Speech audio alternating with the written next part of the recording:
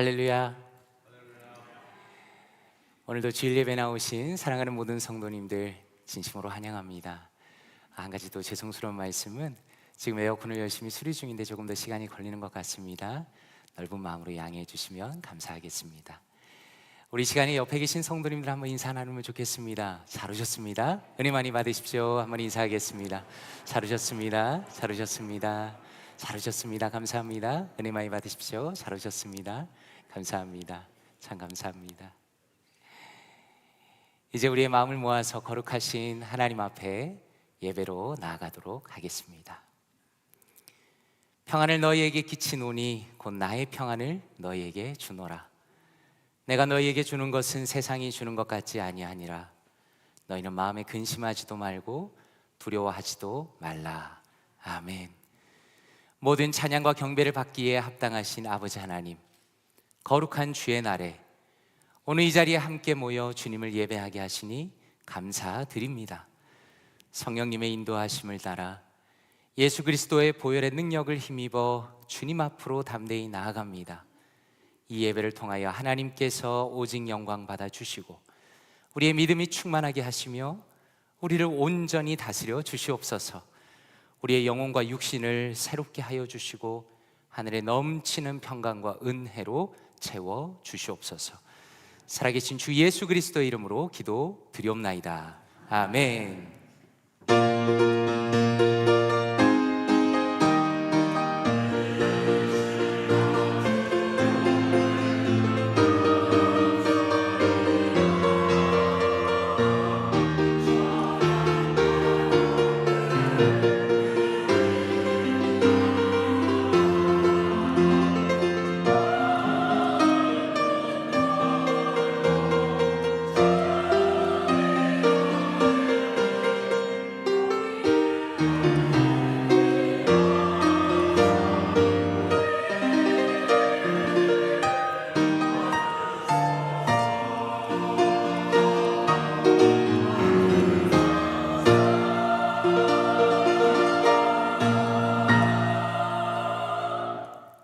함께 자리에서 일어나시겠습니다. 찬송가 430장 주와 같이 길 가는 것 함께 찬양 드리겠습니다.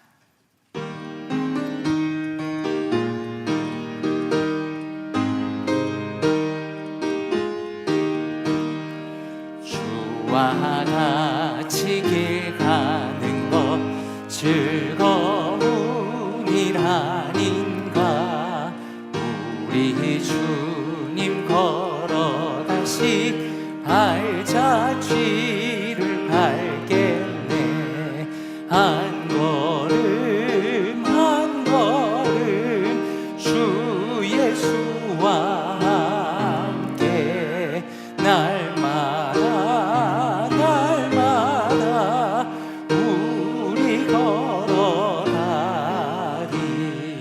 어디나 이 같은 미련하고 약하나 주의 손에 이끌리어 생명길로 가겠네. 한 걸음 한 걸음 주 예수와 함께 날마다 날마다 우리 걸어가리. 꽃이 피는 들판이나 험한 골짜기라도 주가 인도하는 대로 주와 같이 가겠네. 한 걸음 한 걸음 주 예수와 함께 날마다 날마다 우리 걸어가리. 옛 선지자 해녹같이 우리들도 천국에 들려 올라갈 때까지 주와 같이 걷겠네.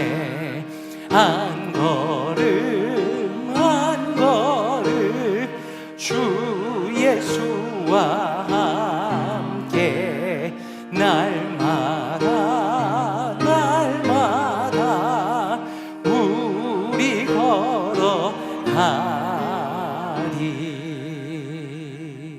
아멘. 교동문 15번 시편 27편 함께 교독하겠습니다. 여호와는 나의 빛이요 나의 구원이시니 내가 누구를 두려워하리요. 여호와는 내 생명의 능력이시니 내가 누구를 무서워하리요. 악인들이 내 살을 먹으려고 내게로 왔으나 나의 대적들 나의 원수들인 그들은 실족하여 넘어졌도다. 군대가 나를 대적하여 진칠지라도 내 마음이 두렵지 아니하며 전쟁이 일어나 나를 치려 할지라도 나는 여전히 태연하리로다. 내가 여호와께 바라는 한 가지 일 그것을 구하리니 곧 내가 내 평생에 여호와의 집에 살면서 여호와의 아름다움을 바라보며 그의 성전에서 사모하는 그것이라. 여호와께서 환난 날에 나를 그의 초막 속에 비밀히 지키시고 그의 장막 은밀한 곳에 나를 숨기시며 높은 바위 위에 두시리로다. 이제 내 머리가 나를 둘러싼 내 원수 위에 들리리니 내가 그의 장막에서 즐거운 제사를 드리겠고 노래하며 여호와를 찬송하리로다. 아멘. 사도신경으로 우리의 신앙 함께 고백하겠습니다. 전능하사 천지를 만드신 하나님 아버지를 내가 믿사오며 그 외아들 우리 주 예수 그리스도를 믿사오니 이는 성령으로 잉태하사 동정녀 마리아에게 나시고 본디오 빌라도에게 고난을 받으사 십자가에 못 박혀 죽으시고 장사한 지 사흘 만에 죽은 자 가운데서 다시 살아나시며 하늘에 오르사 전능하신 하나님 우편에 앉아 계시다가 저리로서 산자와 죽은 자를 심판하러 오시리라. 성령을 믿사오며 거룩한 공회와 성도가 서로 교통하는 것과 죄를 사하여 주시는 것과 몸이 다시 사는 것과 영원히 사는 것을 믿사옵나이다. 아멘. 자리에 앉아주시기 바랍니다. 김한근 장로님 예배를 위해 기도하시겠습니다.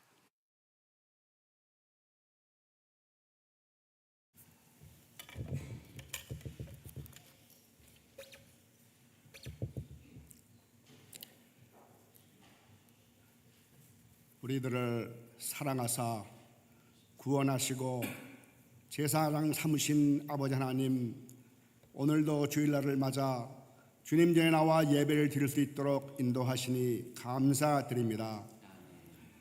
우리들로 하여금 날마다 주님의 성품과 마음을 닮아가게 하여 주시옵소서.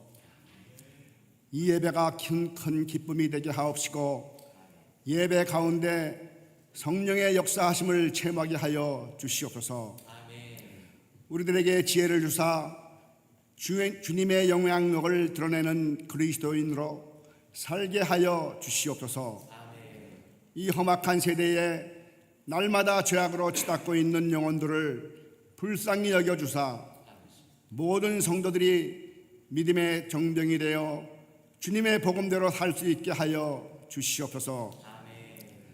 온갖 시련과 고통 속에서도 열정적인 믿음, 확신 있는 믿음의 삶을 살았던 초대교회 성도들을 본받게 하여 주시옵소서. 예배드리는 모든 성도 하나하나가 은혜를 충만히 받고 돌아가게 하옵시고 삶의 시련과 고통을 이겨낼 수 있는 넉넉한 믿음을 주시기를 원합니다. 구원의 주님, 우리들의 삶이 주 안에서 시절을 따라 열매를 맺게 하여 주시고 우리가 기도로서 구하는 것들이 주님 마음에 합당하게 하시고 복음을 전하는 발길이 복되게 하옵소서. 우리의 모든 삶을 주님께 맡기고 자나깨나 주님만 바라보며 섬기게 하옵소서. 주님의 빛으로 우리 삶 속의 모든 어둠들을 내어쫓아 주옵소서. 늘 성결하고 거룩하신 주님을 본받기를 원합니다. 우리 교회와 모든 성도들이, 모든 교회와 목회자들이 하나님 앞에 바로 서게 하옵시고, 거짓과 미움과 가식을 버리고 말씀 속에 정직한 삶이 되게 하여 주시옵소서. 우리 모두가 진리와 정의와 평화와 환희가 가득한 복음 안에서 주님이 주시는 은혜를 받아 누리며 살게 하여 주시옵소서. 지난 주간 박경화 성도와 최영우 집사님이 주님의 품에 안기시었습니다. 믿고 감사를 드립니다. 사랑하는 최영우 집사님을 보낸 정명초 집사님의 마음을 위로하여 주시고, 자녀들과 모든 유가족과 성도님들의 마음을 위로하여 주시옵소서. 다음 주로 다가온 전교인 수련회에도 주님 함께하여 주시고, 즐거운 마음으로 많은 은혜 받고 돌아오는 시간 되게 인도하여 주시옵소서. 매주 찬양으로 영광 돌리는 할렐루야 찬양대 함께 하시고, 말씀으로 말씀 전하실 담임 목사님 함께 하여 주시기를 원하며 예수님의 이름으로 기도드리옵나이다.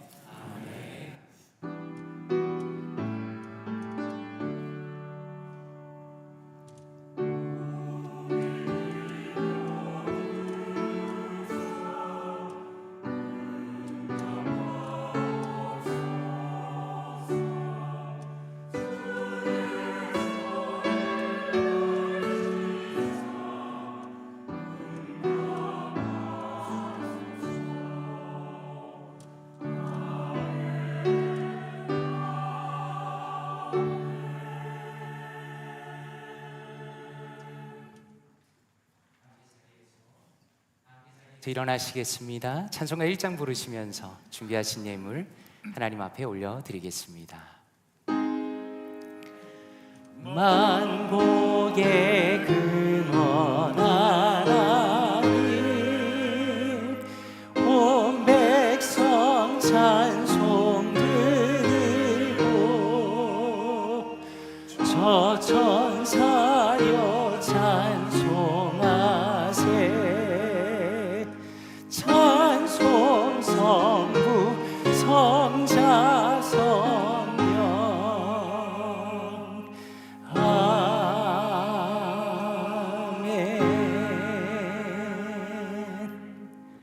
사랑과 은혜가 충만하신 아버지 하나님, 한 주간의 우리의 모든 삶을 주님께서 친히 살피시고 보호하시며 우리를 이 자리로 인도하여 주시니 감사드립니다. 주님께서 우리에게 넉넉하게 베푸신 사랑과 은혜를 기억하며 이 시간 우리의 정성을 다하여 주님 앞에 예물을 올려드립니다. 이 예물을 하나님께서 기뻐 받아주시며 주님의 뜻을 위하여, 그리고 그리스도의 복음을 전하기 위하여 아름답게 사용하여 주시옵소서. 사랑하는 성도님들을 주님께서 친히 돌보아 주시고 주님 앞에 기도로 간절히 올려드리는 여러 간구들에 대하여 넘치게 응답하여 주시옵소서. 또한 여러 어려움과 또 투병으로 인하여서 예배 나오지 못하는 성도들을 기억하시고 주님의 위로와 소망으로 그들을 친히 인도하여 주시옵소서. 이 모든 말씀을 감사드리며 존귀하신 주 예수 그리스도의 이름으로 기도드리옵나이다. 아멘. 자리에 앉으시겠습니다.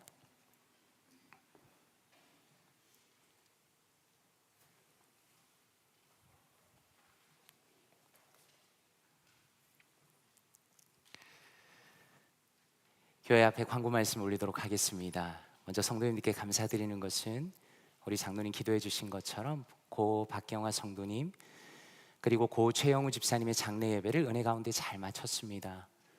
두 장례식 모두 성도님들께서 많이 참석해 주시고 또 마음을 많이 써주신 것에 진심으로 감사드립니다. 하나님께서 유가족에게 넘치는 위로와 또 은혜 주시기를 위해서 계속 기도해 주시면 감사하겠습니다. 그리고 정교인 수련에 대해서 안내 말씀드립니다.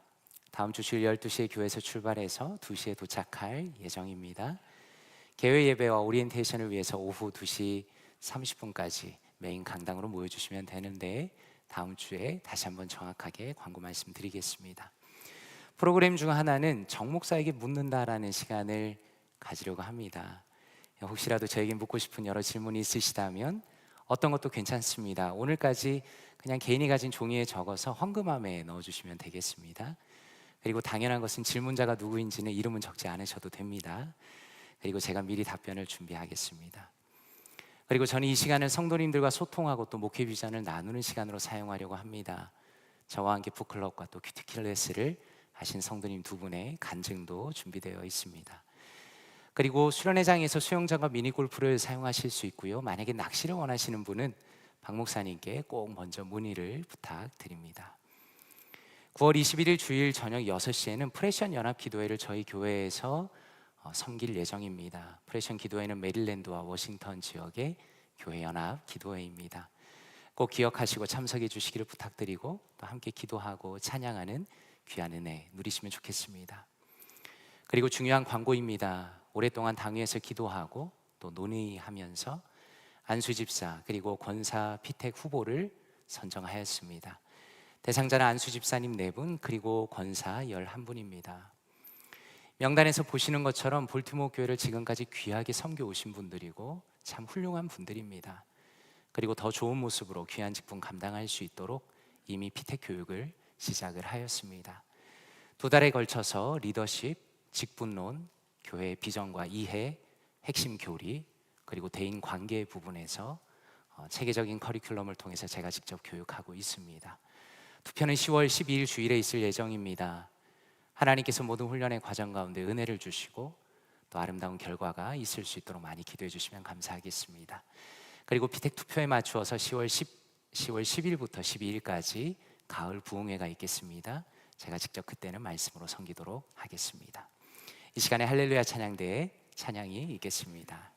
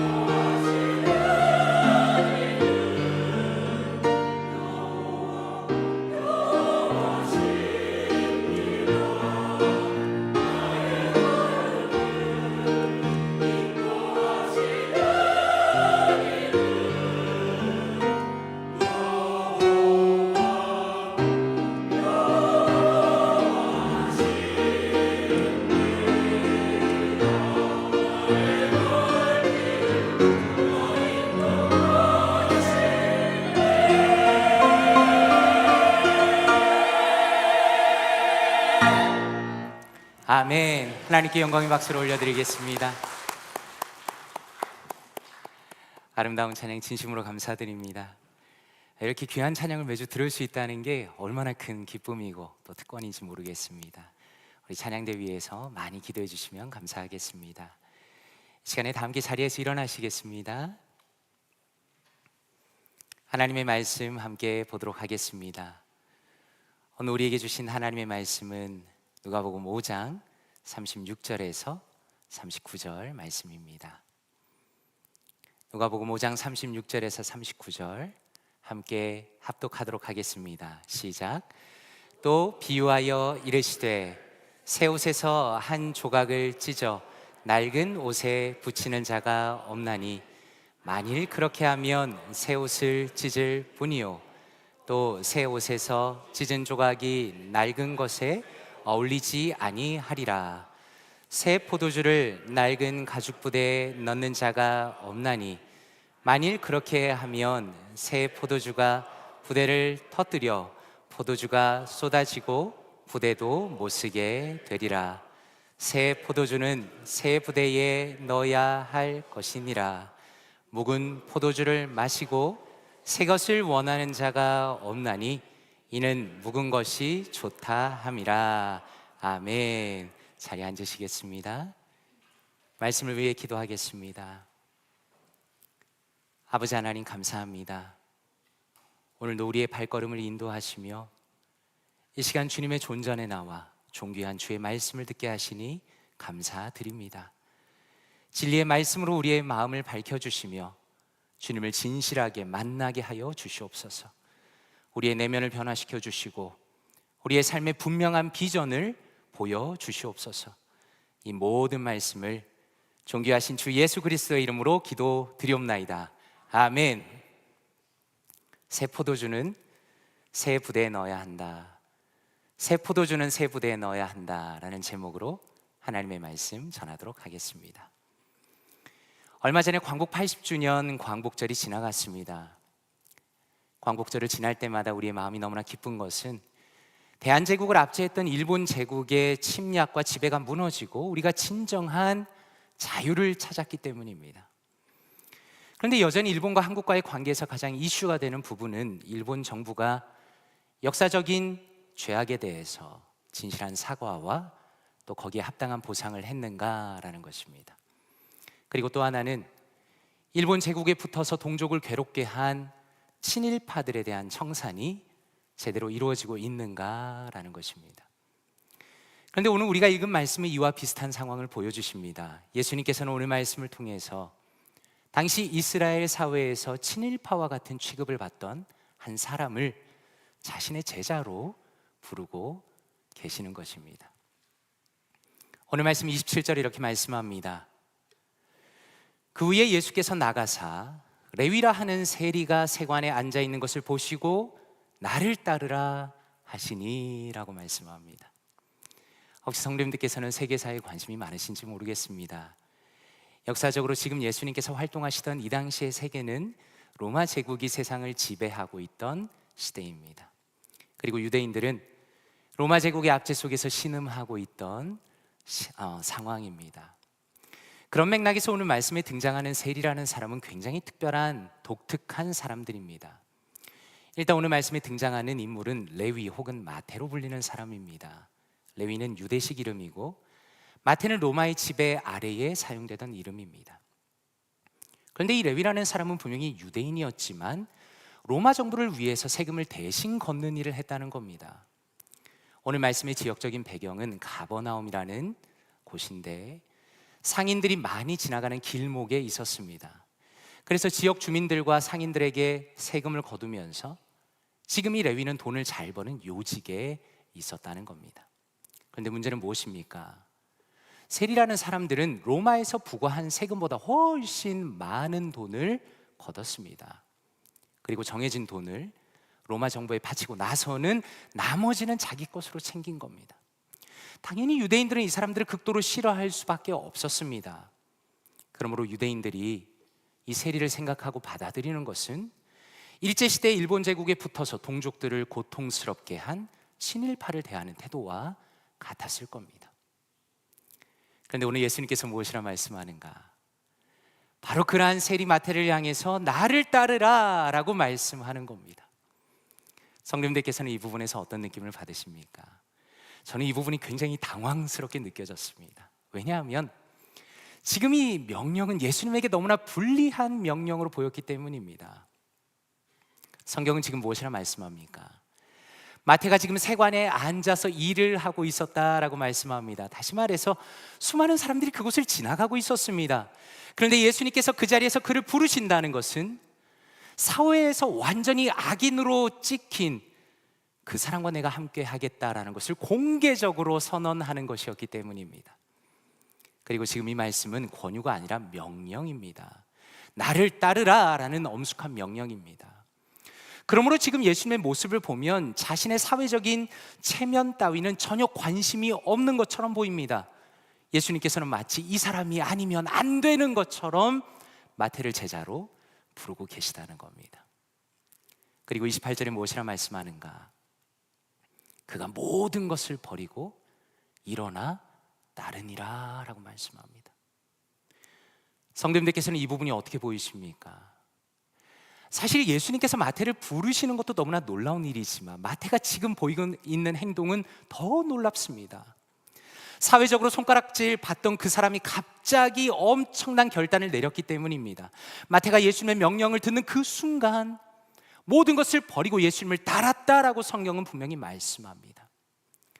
그래서 저는 오늘 말씀을 묵상하면서 두 가지를 먼저 생각했습니다. 첫째는 그 누구라도 하나님 앞에 돌아올 수 있다는 겁니다. 우리가 살아가면서 주변을 돌아보면 어떻습니까? 다른 사람은 몰라도 저 사람은 절대로 믿음을 가지기 어려울 거야, 안 될 거야 라는 사람이 우리 주변에 꼭 있습니다. 그런데 오늘 말씀 속에서는 기적이 일어납니다. 한번 생각해 보십시오. 아마 그 자리에 있던 모든 사람들이 다 놀랐을 겁니다. 아니 저렇게 악독한 세리가 어떻게 예수님을 따라갈 수 있는가라는 겁니다. 그리고 또 하나 깨달은 것은 인생에는 결단의 때가 반드시 온다는 겁니다. 우리가 가만히 생각해 보면 마태가 예수님을 처음 본 것은 아니었을 겁니다. 예수님께서는 갈릴리 호수 주변을 종종 걸으셨기 때문에 마태는 분명히 예수님을 이전에 본 적이 있을 겁니다. 그리고 다른 군종이 그러했던 것처럼 예수님에게 흥미를 느꼈을 겁니다. 그러나 결정적인 순간이 아직 마태에게 오지 않았습니다. 그런데 오늘 말씀 속에서 갑자기 어느 순간에 모든 것이 달라졌다는 겁니다. 예수님께서 나를 따르라 라고 말씀하실 때 마태는 결단의 순간이 왔음을 알았습니다. 그 자리를 박차고 예수님을 따라갔다라는 겁니다. 그런 면에서 한번 생각해 보십시오. 성도님들께서는 사람이 잘 변한다고 생각하십니까? 변하지 않는다고 생각하십니까? 제가 목회를 하면서 정말 많이 느끼는 것은 사람은 참 변하지 않는다는 겁니다. 그런데 또 한편으로 놀라운 것은 그럼에도 불구하고 성령의 역사가 있으면 사람이 변한다는 겁니다. 정말 감사한 것은 저는 볼티모어 교회에서 목회하면서 그것을 정말 많이 느낍니다. 특별히 양육 프로그램 가운데 성도님들과 함께 말씀을 나누면서 또 귀한 책의 내용을 나누고 간증을 나누면서 그것을 정말 많이 경험합니다. 그리고 더 나아가서 저는 어떤 성도님들을 보면서 결정적인 변화를 종종 느끼곤 합니다. 다시 말해서 어떤 사람 안에 변화가 일어나는데 그것이 점진적인 것이 아니라 뭔가 영적으로 도약을 하는, 하나님과 결정적으로 가까워지는 그런 변화를 직접 목격하고 있다는 겁니다. 그런 면에서 저는 성도님들께 이렇게 여쭤보고 싶습니다. 혹시 성도님들께서는 중요한 결단의 시기에 앞에 서 계신 것은 아닙니까? 사실 많은 사람들이 낙심하여서 저에게 이렇게 말하곤 합니다. 목사님, 사람이 사는 게 다 비슷한 것 아닙니까? 누구나 다 넘어질 수밖에 없는 연약한 인간이 아닙니까? 목사님, 신앙생활이라는 것은요 다 거기서 거기가 아닙니까? 라고 종종 말씀하십니다. 물론 맞는 말이지요. 이 세상에 완벽한 사람은 단 한 사람도 없습니다. 그런데 오늘 말씀은 우리에게 오히려 무엇을 보여주시는가? 그럼에도 불구하고 성도의 인생에는 중요한 변화의 때가 찾아온다는 겁니다. 그리고 성경에는 지나간 자신의 삶을 뒤로 하고 오직 하나님을 따르겠다라고 하나님 앞에 영적으로 결단하는 그 사람들의 모습이 수도 없이 등장하고 있습니다. 예를 들어 여호수아는 어떻습니까? 그는 가나안 땅에 정착한 수많은 하나님의 백성 앞에서 이렇게 담대하게 선포합니다. 여호수아 24장 15절에 만일 여호와를 섬기는 것이 너희에게 좋지 않게 보이거든 너희 조상들이 강 저쪽에서 섬기던 신들이든지 또는 너희가 거주하는 땅에 있는 아무리 족속의 신들이든지 너희가 섬길 자를 오늘 택하라. 오직 나와 내 집은 여호와를 섬기겠노라 라고 말하고 있습니다. 지금 여호수아는 인생의 마지막 고별 설교를 합니다. 그는 평생을 믿음으로 살았고 그리고 이제는 또한 자신의 가문이 오직 여호와를 선택하겠다고 결단하며 말합니다. 다니엘은 어떻습니까? 다니엘은 자신의 나라가 거의 망해버리는 너무나 어려운 상황 속에서 1장 8절에 이렇게 말하고 있습니다. 다니엘은 뜻을 정하여 왕의 음식과 그가 마시는 포도주로 자기를 더럽히지 아니하리라 하고 자기를 더럽히지 아니하도록 환관장에게 구하니라고 말씀합니다. 지금 다니엘의 환경을 보면 아무 소망이 없어 보입니다. 그러나 그는 하나님 앞에서 자신의 믿음을 따라서 자기를 더럽히지 않기 위해서 결단하고 실행합니다. 그런 면에서 한번 생각해 보십시오. 우리가 충분히 예상할 수 있는 것은 마태는 더 이상 세리의 일을 하지 않게 되었다는 겁니다. 그의 삶에 중요한 전환점이 일어났습니다. 나를 따르라라는 예수님의 부르심 앞에서 그는 다른 사람을 착취하는 걸 멈췄습니다. 양심은 버리는 일을 멈추었습니다. 성경은 그가 세관에 앉아있다가 거기에서 일어났다라고 분명히 말씀하면서 그는 더 이상 과거의 사람이 아니라는 것을 선언하십니다. 그러므로 간절히 바라기는 저와 사랑하는 성도님들의 인생이 결단하는 인생이 되기를 원합니다. 말씀을 통해서 하나님의 음성을 들으면서 그 음성이 나를 지금 부르고 계시다는 것이 확실하다면 더 이상 주저하지 말고 단호하게 결단하면서 주님을 따라가시는 사랑하는 모든 성도님들 되시기를 주님의 이름으로 축원드립니다. 그런데 오늘 말씀이 참 재미있는 것이 무엇인가? 여기에서 그냥 끝나도 괜찮을 것 같은데 갑자기 이야기가 전환되면서 29절에 이렇게 말씀합니다. 레위가 예수를 위하여 자기 집에서 큰 잔치를 하니 세리와 다른 사람이 많이 함께 앉아있는지라 라고 말씀합니다. 혹시 성도님들께서는 파티를 주관해 보신 적이 있으십니까? 만약에 우리가 파티를 열게 되면 게스트가 정말 중요합니다. 누구를 초대하느냐에 따라서 그 모임의 수준이 결정이 되기 때문입니다. 그런데 레위가 누구를 초대하는가? 오늘 말씀해 보니 세리와 다른 사람이 많이 함께 앉아 있었다라고 말씀합니다. 한마디로 말해서 어떤 상황입니까? 그 동네 악인들은 다 모아놓은 겁니다. 다른 사람을 협박하고 억압하고 강탈하던 사람들을 다 모아놓았습니다. 그런데 더 놀라운 것은 무엇인가? 29절 앞에 말씀하기를 예수를 위하여 라고 말씀한다는 겁니다. 다시 말해서 잔치의 주인공이 누구신가? 예수님이라는 겁니다. 그런 맥락에서 한번 생각해 보십시오. 마태가 가장 많이 변한 부분이 무엇일까요? 물론 우리는 오늘 말씀에서 그가 모든 것을 버리고 떠나 일어나 따르니라 라는 부분에 포커스를 맞출 수도 있을 겁니다. 그러나 성경은 그것을 넘어서 마태의 진정한 변화를 보여줍니다. 마태에게 일어난 가장 결정적인 영적인 변화가 무엇인가? 그것은 그가 예수 그리스도를 소중히 여기는 사람이 되었다는 겁니다. 그는 바로 하루 전까지만 해도 인생의 돈이 전부라고 생각했던 사람입니다. 돈을 더 벌기 위해서는 손가락질 받는 것 따위는 아무 문제가 아니라고 생각했던 사람입니다. 그런데 그가 어떻게 되었습니까? 세상의 그 어떤 것보다 오직 예수 그리스도를 더 소중히 여기는 사람이 되었다는 겁니다. 그러므로 우리가 분명히 알 수 있는 것은 마태가 어떤 자리를 버린 것보다 더 중요한 것은 자신의 인생을 걸 수 있는 대상을 찾았다는 겁니다. 성도님들은 아마 이 비유를 많이 들어보셨을 겁니다. 마태복음 13장 44절입니다. 예수님께서 이렇게 말씀합니다. 천국은 마치 그 밭에 감추인 보와 같으니 사람이 이를 발견한 후 숨겨두고 기뻐하며 돌아가서 자기의 소유를 다 팔아 그 밭을 사느니라 라고 말씀합니다. 저는 이 말씀을 읽을 때마다 가슴이 두근거리는 걸 느낍니다. 왜 그렇습니까? 지금 이 사람의 흥분을 함께 느끼기 때문입니다. 우연히 어떤 밭에서 엄청난 보물을 발견한 겁니다. 자신이 한 번도 구경해 보지 못했던 엄청난 보물입니다. 그래서 그 사람은 주저하지 않고 자기 소유를 다 팔았습니다. 그리고 그 밭을 샀습니다. 자, 그럼 한번 생각해 보십시오. 그 보물의 존재를 모르는 사람에게는 그 사람은 죄송하지만 정신이 나간 사람처럼 보였을 겁니다. 그러나 지금 이 주인공은 누구도 말릴 수가 없는 겁니다. 왜냐하면 자신이 발견한 보물의 가치가 너무나 절대적이기 때문에 자신이 가진 모든 것을 팔아서 그것을 산 것입니다. 이것은 마태도 마찬가지입니다. 그가 죄악의 자리에서 벗어날 수 있었던 것은 예수 그리스도의 그 존귀함을 알아보았기 때문입니다. 자신이 가진 것을 다 포기한다 하더라도 그것이 절대로 손해가 아님을 알았기 때문에 그는 예수님을 기꺼이 따랐고 그리고 예수님을 초대합니다. 그리고 그러한 존귀한 예수님을 다른 사람도 만날 수 있도록 예수님을 만나고 싶어하는 모든 사람을 그 자리에 초대합니다. 그래서 우리가 분명히 알 수 있는 것은 무엇입니까? 지금 그 잔치가 그냥 먹고 마시는 자리가 아니라는 겁니다. 지금 그 잔치는 영적인 회복을 누리는 구원의 축제라는 것입니다.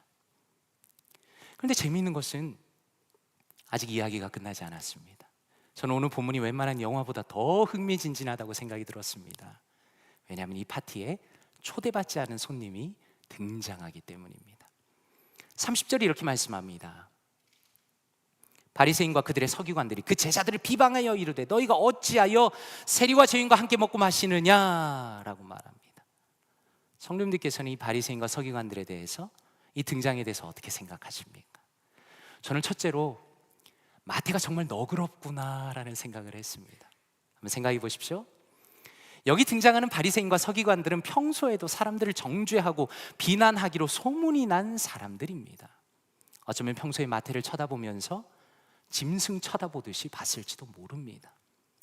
그런데 지금 이 잔치는 마태의 집에서 열리기 때문에 얼마든지 이 사람이 오지 못하도록 막을 수가 있었습니다. 그런데 그들은 막지 않았습니다. 마태는 이 사람들의 평소의 태도를 잘 알고 있었지만 집주인으로서 그들을 받아준 겁니다. 그런데도 불구하고 바리새인과 서기관의 태도가 어떻습니까? 굉장히 공격적입니다. 이 사람들은 한마디로 예의가 없는 사람들입니다. 저는 이 사람들을 보면서 종교의 이름으로 상식을 잃어버린 지극히 무례한 사람들이라고 느꼈습니다. 상식적으로 남의 잔치에 왔으면 최소한의 예의는 가져야 될 텐데 지금 바리새인들은 무슨 이야기라도 내가 마음대로 할 수 있는 것처럼 착각하고 있는 겁니다. 그래서 다시 한번 30절을 보면 이렇게 비난합니다. 바리새인과 그들의 서기관들이 그 제자들을 비방하여 이르되 너희가 어찌하여 세리와 죄인과 함께 먹고 마시느냐라고 말합니다. 그들의 분노가 느껴지죠. 원래 이 사람들은 율법을 철저히 지키는 사람들입니다. 죄인들과 구별되고 접촉하지 말아야 한다는 것을 신앙의 철칙으로 여기던 사람들입니다. 그래서 아마도 그들은 집으로 들어오긴 했지만 그 잔치에는 참여하지 않는 겁니다. 그런 면에서 지금 이 사람들이 보고 있는 장면은 도저히 이해가 되지 않는다는 겁니다. 예수님이 계시고 제자들이 그 자리에 있고 수많은 죄인들이 함께 먹고 마시고 즐겁게 웃는 걸 보면서 왜 너희들은 우리가 하는 것처럼 죄인을 정죄하고 비난하고 혐오하지 않느냐고 제자들에게 묻고 있는 겁니다. 그래서 예수님께서 이들에게 무엇이라 말씀하는가? 31절에 보니까 예수께서 대답하여 이르시되 건강한 자에게는 의사가 쓸데없고 병든 자에게라야 쓸데있나니 라고 말씀합니다. 무슨 의미입니까? 예수님이 지금 말씀하시는 이 건강은 영적으로 건강하고 영적으로 병든 것을 의미합니다. 예수님께서도 지금 그 자리에 있던 사람들이 영적으로 병들었다는 것을 인정하고 계십니다. 그런 면에서는 바리새인과 똑같은 입장이시죠. 그런데 예수님은 뭐가 다릅니까? 예수님은 그들을 비난하고 정죄하기 위해서 오신 것이 아니라 그들을 구원하기 위해서 그 자리에 오셨다는 겁니다. 그래서 그 자리에 초대받은 사람들은 어떤 태도로 그 자리에 있는 겁니까? 저는 영적으로 병들었기 때문에 예수님이 필요합니다 라는 태도로 그 자리에 있는 겁니다. 그런데 반대로 건강한 사람들에게는 의사가 쓸데가 없다라고 말씀합니다. 저는 오늘 말씀 묵상하는데 쓸데가 없다라는 말이 참 마음에 와닿았습니다. 우리가 살면서 이런 분들을 종종 만나지 않습니까? 분명히 옆에서 보면 이분은 아픈 사람이고 병원을 가야 될 것 같은데 자기 고집이나 편견 때문에 절대로 병원에 안 가는 분들이 사실 종종 있습니다. 그런 사람은 의사가 쓸모가 없습니다. 의사가 해줄 수 있는 게 아무것도 없습니다. 그러므로 지금 오늘 말씀에서 건강한 사람들, 다시 말해서 자칭 나는 의롭다, 나는 문제가 없다라고 생각했던 바리새인들이 건강한 사람들입니다. 그런데 여기에 진짜 문제가 있습니다. 로마서 3장 23절에 이렇게 말씀합니다. 모든 사람이 죄를 범하였음에 하나님의 영광에 이르지 못하였더니 라고 말씀합니다. 성경은 무엇이라고 선언합니까? 이 땅에 있는 모든 인간은 하나님 앞에 죄인이라는 겁니다.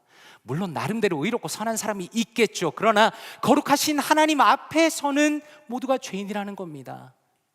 그래서 우리가 알 수 있는 것은 무엇입니까? 이 세상에는 모두가 죄인인데 자기가 죄인이라고 인정하는 죄인이 있고 자기가 죄인이라고 인정하지 않는 죄인이 있다는 겁니다. 그럼 바리새인은 어디에 속해 있습니까?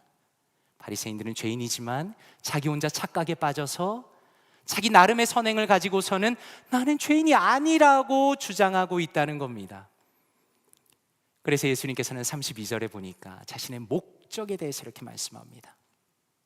내가 의인을 부르러 온 것이 아니요 죄인을 불러 회개시키러 왔노라 라고 말씀합니다. 지금 바리새인들이 착각하고 있는 것은 예수님이 그냥 죄인들과 먹기만 한다라는 착각이었습니다. 그런데 예수님의 목적은 그저 먹기만 하는 게 아니라 그들이 자신의 죄에서 돌이켜서 하나님께 돌아오도록 회개하도록 하는 것이 주님의 목적이었다는 겁니다. 그러므로 우리가 여기서 알 수 있는 것은 무엇입니까? 자신이 죄인이라고 인정하는 사람들은 희망이 있는 겁니다. 왜냐하면 그들은 회개할 수 있기 때문입니다. 그런데 정말 큰 문제는 내가 회개할 게 없다라고 주장하는 사람은 방법이 없다는 겁니다.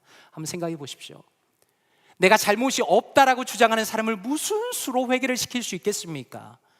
예수님께서는 똑같은 죄인이면서도 세리를 비난하는 그 사람들을 보면서 너희들의 교만함 때문에 하나님께서 너희들의 내면에 역사하실 수가 없다라고 말씀하는 겁니다. 그런데 예수님의 이러한 책망에도 바리새인과 서기관들이 마음을 돌이키지 않습니다. 오히려 33절에 이렇게 말합니다. 그들이 예수께 말하되 요한의 제자는 자주 금식하며 기도하고 바리새인의 제자들도 또한 그리하되 당신의 제자들은 먹고 마시나이다 라고 이야기합니다. 바리새인들은 일주일에 2번씩 금식했는데 월요일과 목요일이었습니다. 이 금식은 이 사람들에게 큰 자랑이었습니다. 결국 이 사람들의 주장의 핵심은 뭡니까? 예수님 뭘 모르시네요. 제가 얼마나 대단한지, 제가 얼마나 열심히 있는지 한번 보라는 겁니다. 내가 얼마나 훌륭한 신앙을 갖고 있는지를 보라는 겁니다. 그런데 예수님은 무엇이라 말씀하는가? 34절에 보니까 예수께서 그들에게 이르시되 혼인집 손님들이 신랑과 함께 있을 때에 너희가 그 손님으로 금식하게 할 수 있느냐라고 말씀합니다. 저는 이 장면이 너무 마음에 와닿았습니다. 지금 바리새인들은 신앙생활을 무엇으로 생각합니까? 내가 얼마나 어떤 규칙을 열심히 따르는가, 내가 얼마나 열심히 헌금하고 내가 얼마나 열심히 기도하는가, 그것이 신앙의 전부라고 생각하는 겁니다. 그런데 예수님은 전혀 다른 관점으로 말씀합니다. 예수님은 신앙생활이 결혼잔치라는 겁니다. 예수님이 신랑이시라는 겁니다. 다시 말해서 예수님이 내 인생의 주인공이시고 나의 남편이시고 예수님과 함께 있기 때문에 그분의 백성은 기뻐할 수밖에 없다는 겁니다. 그런 면에서 지금 마태의 잔치에 있는 사람들은 너무 기쁩니다. 왜 기쁩니까? 자신이 죄인임을 인정하기 때문에 기쁜 겁니다. 나 같은 사람을 찾아오신 예수님 때문에 기쁜 겁니다. 예수님께서 나를 기꺼이 받아주시고 용납해 주셨기 때문에 기쁜 겁니다. 그리고 그런 사람들이 함께 모여서 우정을 나눌 때 그렇게 예수님 중심으로 하나의 공동체를 이루었다는 것이 너무 기쁜 겁니다. 그런 면에서 내가 정말로 신앙생활을 제대로 하고 있는가를 점검해 볼 수 있는 가장 중요한 기준은 나는 하나님 앞에서 죄인임을 인정하는가입니다. 저는 목회를 하면서 참 흥미로운 지점을 발견합니다. 그것은 많은 사람들의 대화의 방식이 다르다는 겁니다. 예를 들어서 어떤 분들은 아주 직설적으로 이렇게 말합니다. 목사님, 제가 죄인입니다. 목사님, 제가 죄인입니다. 제가 하나님 앞에 바로 서야 합니다 라고 말씀합니다. 그런데 어떤 분들은 이상하게도 나라는 존재가 빠져 있습니다. 다른 사람들에게 설교하듯이 말하면서 우리가 죄인입니다 라고 말합니다. 물론 어떤 맥락에서는 그렇게 말할 수 있겠지요. 그러나 우리가 죄인입니다 라는 말을 하면서 동시에 자기 자신은 죄인이 아닌 것처럼 어디론가 빠져나가 버리는 것을 종종 느낀다는 겁니다. 그렇다면 위대한 바울 사도의 고백을 한번 보십시오. 디모데전서 1장 5절입니다. 미쁘다 모든 사람이 받을 만한 이 말이요 그리스도 예수께서 죄인을 구원하시려고 세상에 임하셨다 하였도다. 죄인 중에 내가 괴순이라 라고 말씀합니다. 사실 이 말씀은 너무나 충격적입니다. 한번 생각해 보십시오. 저를 포함해서 이 자리에 모여있는 그 누가 바울 사도의 수고와 헌신과 고난과 열심을 따라갈 수가 있겠습니까? 그러나 그는 자신의 삶의 마지막에 다가가면서도 무엇이라고 고백하는가? 나는 죄인 중에 가장 악한 자입니다 라고 너무나 진지하게 너무나 담담하게 고백하는 겁니다. 이것이 바로 참된 기독교인의 역설입니다. 자신이 악인이라는 것을 인정하는 사람이 진정으로 하나님의 의로움을 얻는 자입니다. 자신이 악인이라고 인정하는 사람이 하나님 앞에 돌이킬 수 있는 유일한 사람이라는 겁니다. 그래서 C.S. 루이스는 이렇게 이야기합니다. 기독교는 사람들에게 회개를 촉구하며 용서를 약속합니다. 그렇기 때문에 자신이 회개할 일을 저질렀다는 사실을 모르는 사람, 자신에게 용서가 필요하다고 생각하지 않는 사람에게는 기독교가 아무 의미도 가질 수가 없습니다라고 너무나 분명하게 말하는 겁니다. 성도님들께서는 예수님이 어떤 분이라고 생각하십니까? 저는 성경을 묵상하면서 예수님은 참 자비로운 분이시구나라는 생각을 합니다. 만약에 성도님들께서 예수님이라면 이렇게 공격적이고 예의 없고 무례한 바리새인과 대화를 계속 하시고 싶으시겠습니까? 사실 웬만하면 대화를 그만할 겁니다. 그런데 예수님께서는 그들을 긍휼히 여기시면서 그들이 빠져있는 편견과 오류에 대해서 더 친절하게 말씀해 주십니다. 그것이 37절입니다. 새 포도주를 낡은 가죽 부대에 넣는 자가 없나니 만일 그렇게 하면 새 포도주가 부대를 떠뜨려 포도주가 쏟아지고 부대도 못 쓰게 되리라 라고 말씀합니다. 예수님 당시에는 포도주를 담기 위해서 가죽 부대를 사용했습니다. 그런데 가죽 부대가 낡으면 딱딱해집니다. 그래서 새 포도주를 넣으면 포도주가 발효가 되니까 부피가 커지니까 만약에 새 포도주를 낡은 부대에 넣으면 부대가 찢어집니다. 그래서 예수님께서 무엇이라 말씀합니까? 38절에 새 포도주는 새 부대에 넣어야 할 것이니라 라고 말씀합니다.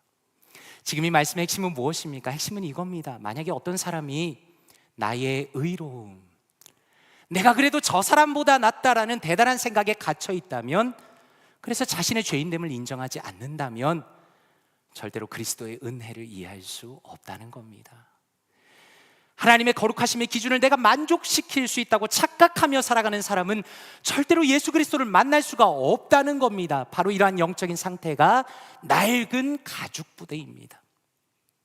그러므로 새 포도주를 새 부대에 넣어야 한다는 것은 그 사람이 가지고 있는 그 어리석은 생각을 벗어나는 완전히 영적인 새로운 각성이 필요하다는 겁니다. 그것이 로마서 6장 14절에 이렇게 나타납니다. 죄가 너희를 주장하지 못하리니 이는 너희가 법 아래 있지 아니하고 은혜 아래에 있음이라. 아멘. 여기서 말씀하시는 율법이 옛 포도주라면 은혜라는 것은 새로운 포도주입니다. 하나님의 율법은 선하고 좋은 겁니다. 율법에는 문제가 없습니다. 그러나 인간의 수준으로는 그것을 만족시킬 수가 없다는 겁니다. 그러므로 오직 예수 그리스도의 죽으심과 부활을 통해서 믿음으로 구원을 받는다는 겁니다. 우리는 이러한 새로운 은혜 가운데 하나님의 자녀로 살아가는 겁니다. 다시 말해서 어떤 것을 하느냐 안 하느냐의 기준이 아니라 성부 하나님께서 우리의 아버지가 되십니다. 우리는 그분의 은혜와 사랑을 넘치게 받는 자녀입니다. 세상에 그 어떤 것도 빼앗을 수 없는 진정한 기쁨과 감사와 감격을 예수 그리스도 안에서 우리가 누리게 된다는 겁니다. 그런데 여기에 마지막 반전이 남아 있습니다. 예수님께서 39절에 보니까 이렇게 말씀합니다. 묵은 포도주를 마시고 새 것을 원하는 자가 없나니 이는 묵은 것이 좋다 함이니라 라고 말씀합니다. 저는 이 말씀을 하실 때 예수님의 목소리에는 안타까움이 묻어 있었을 것이라고 생각이 들었습니다. 쉽게 이야기하면 예수님께서 말씀하시는 것은 사람들이 변하고 싶어 하지 않는다는 겁니다. 그리고 이러한 완고한 태도가 사람들의 영적인 성장을 방해한다는 겁니다. 이것은 우리가 일상생활에서도 자주 경험하는 겁니다. 우리가 제일 대하기 어려운 사람이 어떤 사람입니까? 자기 생각에 갇혀 있는 사람입니다.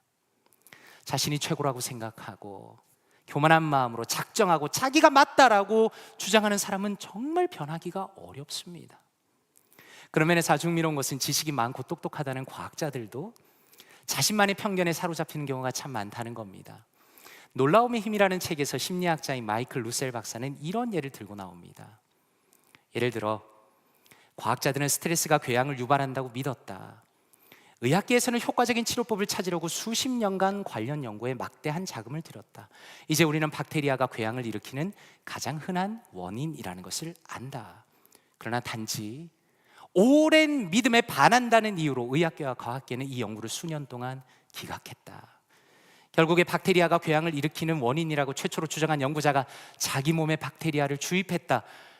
이 연구로 그는 2005년에 노벨상을 받았다라고 말합니다. 이 이야기가 참 흥미롭지 않습니까? 불과 20년 전인 이야기입니다. 아무리 뛰어난 사람도 편견에 갇히기가 너무나 쉽다는 겁니다. 아무리 객관적인 증거가 있어도 그것을 받아들이지 않을 수가 있다는 겁니다. 그런 면에서 오늘 말씀에서 오래된 포도주가 좋다는 것은 철저하게 자신의 영적인 편견에 갇혀 있다는 것을 의미하는 겁니다. 다시 말해서 내가 얼마나 대단한 사람인가, 자기 확신에 빠져서 남들보다 조금 더 알고 남들보다 조금 더 열심히 산다는 것을 가지고 그것이 마치 기독교의 전부인 것처럼 착각하는 안타까운 상황을 보여주는 것입니다. 그런 면에서 저는 이 예배 시간이야말로 우리의 마음이 새로워지고 영적인 편견에서 벗어나 영적인 본질을 발견하는 시간이라고 생각합니다. 이 예배 시간은 무엇입니까? 그것은 우리가 예수 그리스도를 새롭게 만나는 시간입니다. 오늘 말씀 속에서 예수님께서는 무엇이라 말씀하는가? 32절에 보니 내가 의인을 부르러 온 것이 아니요 죄인을 불러 회개시키러 왔노라 라고 말씀합니다. 성경에서 온다라는 헬라어 에르코마이를 추적해 보면 압도적으로 예수님께 많이 사용됩니다. 무슨 의미입니까? 예수님은 찾아오시는 분입니다. 그분은 죄인을 향해서 끊임없이 찾아오신다는 겁니다. 예수님께서는 전 우주보다 존귀하신 분이시지만 이 땅에 우리를 만나러 오신다는 겁니다.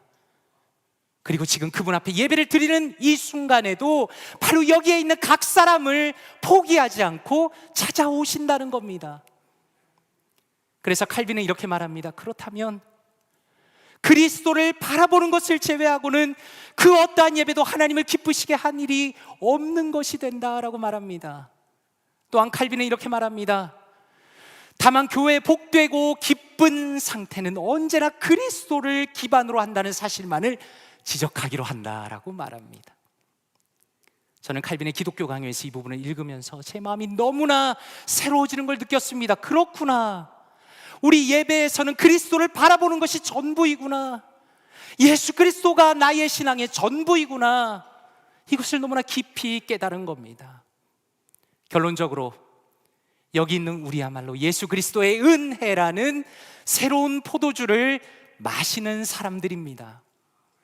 우리의 기쁨은 세상적인 부나 명예나 내가 잘 되는 것이 아니라 우리를 이 자리에 있게 하신 예수 그리스도 안에 우리의 모든 기쁨이 있다는 것입니다.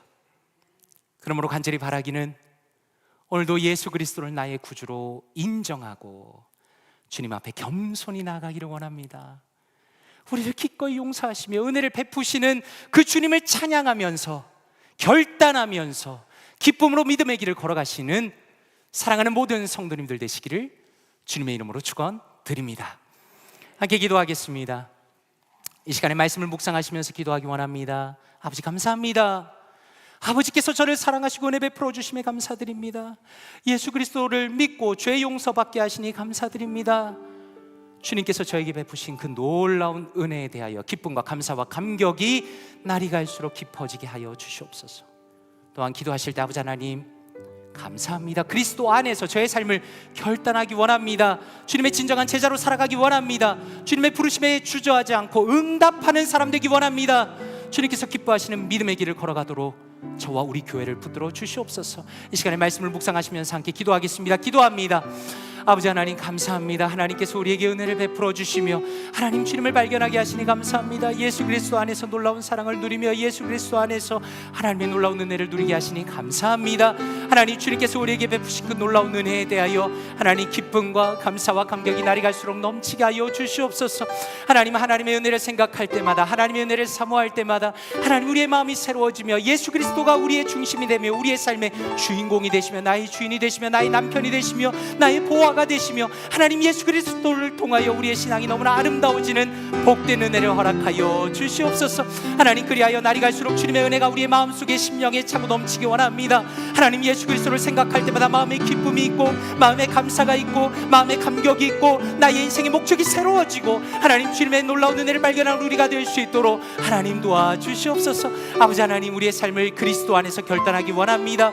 하나님 주님의 진정한 제자로 살아가기 원합니다. 하나님 게으르고 타락하고 방탕한 어제의 시간은 지나가고 하나님 예수 그리스도 안에서 새로운 오늘이 열릴 수 있도록 도와주시옵소서. 하나님 우리가 새로운 사람이 되기 원합니다. 결단하기 원합니다. 하나님 미지근한 신앙생활을 버리기 원합니다. 하나님 주님 안에서 결단하며 나가기 원합니다. 주여 마태가 그랬던 것처럼 하나님 성경에 수많은 인물들이 그랬던 것처럼 하나님 기독교 역사 가운데 수많은 사람들이 그랬던 것처럼 하나님 우리의 방탕한 생활을 버리고 하나님 앞에 결단하며 나가기 원합니다. 하나님 믿음의 사람으로 나가기 원합니다. 하나님 은혜를 더하여 주시옵소서. 하나님 함께하여 주시옵소서. 하나님의 주님의 놀라운 역사가 우리의 삶 가운데 있기 원하오니 하나님 우리의 삶을 붙들어 주시고 하나님 은혜를 붙들어 주시고 하나님 우리의 온전히 주님을 향하여 나가는 우리가 될 수 있도록 주여 도와주시옵소서. 하나님 우리의 마음이 우리의 생각이 우리의 모든 인생의 목적이 하나님 앞에 집중되기 원합니다. 하나님 은혜 위에 은혜를 베풀어 주시옵소서. 하나님 은혜를 더하여 주시옵소서. 하나님 은혜를 베풀어 주시옵소서. 이 시간에 한 번 더 기도하기 원합니다. 우리 시간에 안수 집사님 권사 후보를 위해서 기도하기 원합니다. 성함을 불러드리겠습니다. 김대원, 이승환, 이필화, 정한근, 김재숙, 박현정, 오명신, 이마영, 이순우, 이영순, 천희순, 전일순, 지지원, 타균경, 한영희 집사님이십니다. 사랑하는 성도 여러분, 세상에 완벽한 사람은 없습니다. 그러나 이분들은 하나님 앞에 귀하게 결단한 분들입니다. 이분들이 결심하고 교회를 섬기겠다고 이 자리에 명단을 낸 것은 엄청난 결단입니다. 사랑하는 성도 여러분, 우리가 뭘 해야 될까요? 우리가 이분들을 비난해야 될까요? 아니면 이분들을 위해서 기도해야겠습니까? 이 시간에 기도하실 때 하나님, 이 귀한 우리 안수 집사, 권사 대상자분들이 있습니다. 하나님 이분들을 주님께서 사용하여 주시고 세워 주시옵소서. 하나님의 은혜로 이분들에게 넘치게 부어주시고 특별히 이분들이 영적인 결단을 통하여 하나님의 교회를 세우며 주의 나라를 확장하는 아름다운 믿음의 종들 다 될 수 있도록 은혜를 더하여 주시옵소서. 또한 교육의 시간을 통해서 이들이 영적으로 발전하며 주님을 새롭게 만나는 뜨거워지는 은혜의 시간, 은혜의 사람들 다 되게 하여 주시옵소서. 이 시간에 우리 후보들을 위하여 통성으로 기도합니다. 기도하겠습니다. 하나님 아버지 감사합니다. 우리 볼티모어 교회 가운데 이렇게 귀한 안수 집사, 권사 대상자들을 세워주시니 감사합니다. 김대원 집사님, 이승환 집사님, 이필아 집사님, 정한근 집사님, 김재숙 집사님, 박형전 집사님, 오명신 집사님, 이마영 집사님, 이순우 집사님, 이영순 집사님, 전희순 집사님, 전일순 집사님, 지지원, 타균교, 한영희 집사님, 하나님 한 분 한 분에게 은혜를 더하여 주시옵소서. 하나님 이렇게 귀한 분들이 하나님이 용기를 내고 결단하여서 이 자리까지 왔습니다.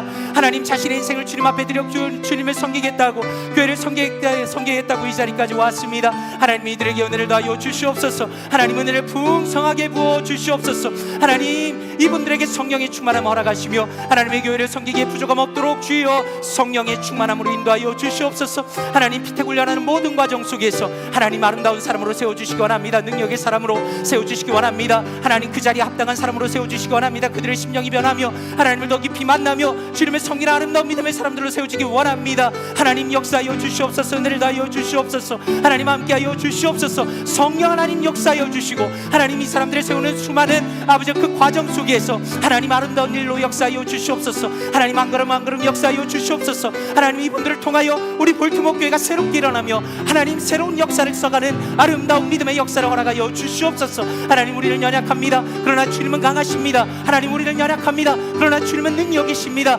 여호와 능력 하나님 아버지께서 주님께서 은혜를 베풀어 주셔서 이들에게 은혜를 더하여 주시며 하나님의 귀한 믿음의 종들로 다 세워질 수 있도록 은혜 위에 은혜를 더하여 주시옵소서. 하나님 함께하여 주시옵소서. 역사하여 주시옵소서. 하나님 은혜를 더하여 주시옵소서. 아버지 하나님 감사합니다. 하나님의 놀라운 은혜 감사드립니다.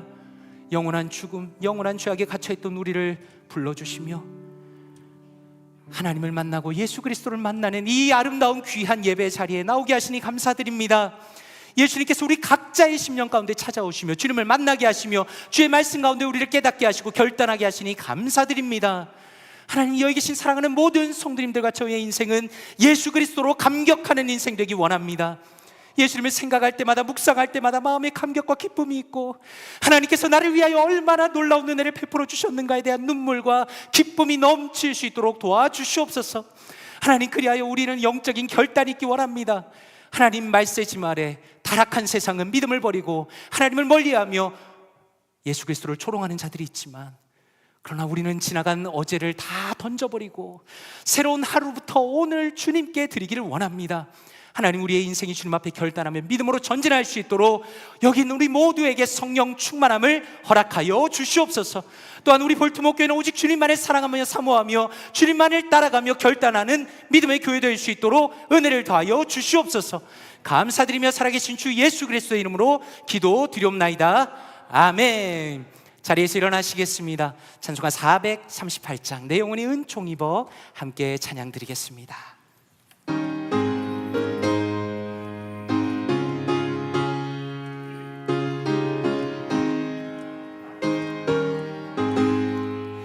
내 영혼이 은총 입어 중한 죄짐 벗고 보니 슬픔 많은 이 세상도 천국으로 와도다.